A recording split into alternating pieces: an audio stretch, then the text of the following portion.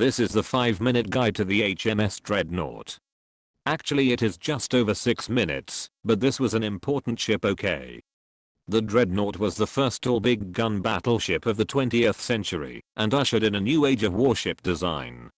It was such a sea change, haha, that battleships afterwards were commonly called dreadnoughts regardless of their class or country of origin. Before the ship entered service, battleships followed a pretty standard design pattern: 2 main gun turrets, each with 2 big guns, and then lots of secondary and tertiary guns in smaller calibers. At least that is what the same countries did. Some nations, like France, built absolute monstrosities so ugly that you may want to cover your eyes for the next few seconds. Oh my word, the pain. Please. Make it stop. The idea was that you would fight at close range and could rain down lots of fire from your smaller guns whilst your big guns would slowly punch holes in your enemy. However, technological advances meant that the bigger guns were getting more accurate at long range, further than you could hope to hit with the smaller guns.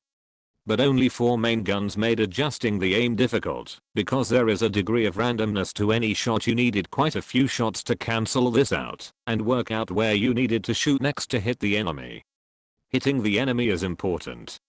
So it was logical to put a lot of big guns on one ship. You could then sit at long range and destroy your lesser enemies with many armor-piercing heavy shells. But such a ship would be so powerful that all the existing battleships would be obsolete overnight. If you had invested a lot into your battleship fleet, that was a lot of money down the drain, and this makes people upset. The last generation of what would later be called pre-dreadnoughts began to upscale their secondary guns, but this was a halfway step that was not very good. The secondary guns had different ballistic performance, and now the shell splashes were similar enough it was hard to tell which shot came from which gun. Great move, guys. Didn't think that one through, did you? Eventually the United States and Japan decided to build ships of this type, the South Carolina and the Satsuma respectively. So why did we not all end up sailing Carolina or Satsumas? Well, the second one would sound stupid anyway, but at the start of the 20th century Britain was the top sea dog, and Admiral Fisher decided they would have won first. Because British shipyards were so experienced building lots of warships and Fisher had a big budget, he put the dockyards to work night and day, even stealing gun turrets from the last Royal Navy pre-dreadnoughts under construction. This made them sad, because they had to wait for replacements, and were then obsolete as soon as they were launched. Anyway, because of this the Dreadnought was launched before the other nations' ships on 10th February 1906, only 4 months after being laid down, and was fitted and commissioned by the end of the year. The Dreadnought included a number of other advances. She was the first big warship with turbine engines, which made her faster, and she could keep the speed up for long distances.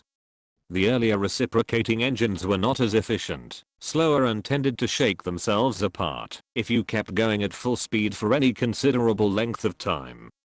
She also carried an early form of mechanical fire control computer to help aim and fire the guns.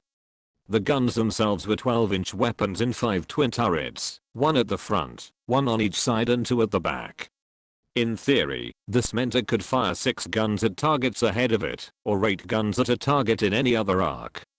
However, this gun layout was no as efficient as the one on the South Carolina, which could offer the same broadside, but needed 1 less turret. But more on that in its own video. There was a light secondary armament of 3-inch guns to deal with torpedo boats, which were new at the time. Because some things never get old, it also carried 5 torpedo tubes and had a Rambo in front. Her existence caused a naval arms race, to begin with the United States, Japan, Germany, and Britain racing to build bigger and better dreadnoughts. Other countries like France, Italy, Russia, Austria-Hungary, and even Chile, Greece, Spain, Argentina, and Brazil also either built their own or ordered them from bigger countries. Having a dreadnought was like the 1900s version of having an iPhone: big, shiny, probably unneeded, and likely to be superseded within a few years. But unlike an iPhone, you could blast your enemies into submission with lots of explosives, and the warranty was not voided in the mere presence of water, so there is that. At under £2 million it was also cheaper than some iPhones. I think I would prefer a Dreadnought for my money. Ironically, the Dreadnought was in refit in early 1916 and missed the Battle of Jutland, which was the biggest clash of battleships ever.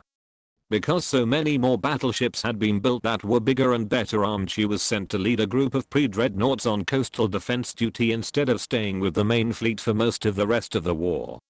It wasn't all bad news though. In 1915 she spotted the submarine U-29 which had just fired a torpedo.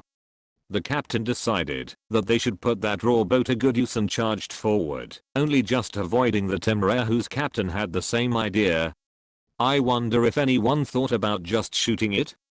Needless to say, the fight between a submersible tin can and a battleship designed to ram much bigger opponents was very one-sided, and the Dreadnought cut the U-29 in two, thus becoming the only battleship to deliberately sink a submarine in combat.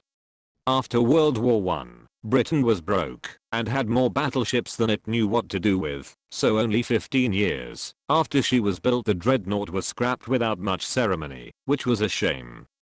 But her name lived on both in the Royal Navy and in common language. Many big things are often called Dreadnought to emphasize their size and potency.